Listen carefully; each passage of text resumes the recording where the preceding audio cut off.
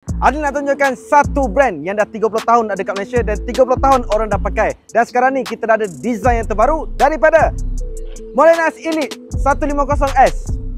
So kalau korang tengok dekat bahagian depan ni, kita ada ready stock dengan dua color, warna biru dan juga warna grey. Bahagian depannya Wishy, nampak dia dah tambah dengan dark smoke punya color. Lampu LED, single disc, ABS, dual channel. Saiz tayar dekat bahagian depan 110. Dari segi ketinggian motor ni 1160mm dan juga berat dia baru 137 kg. Ringan. Dengan 150cc ni dia menghasilkan 14 horsepower dan juga dengan 13.5 Nm torque. Okey, untuk kapasiti tank dia sebesar 12 liter. Bahagian belakang saiz tayar 130 dengan dua absorber dia dah bagi. Ada dua kompartmen, satu belah kanan dan satu belah kiri, datang sekali dengan USB dan motor ni menggunakan keyless system. Dengan 150cc ni korang dah boleh dapat dengan harga body dia 7,877 sahaja. Yang paling penting, siapa beli motor dengan Adli memang special gila promotion yang kita nak bagi bulan ni dan juga bulan depan.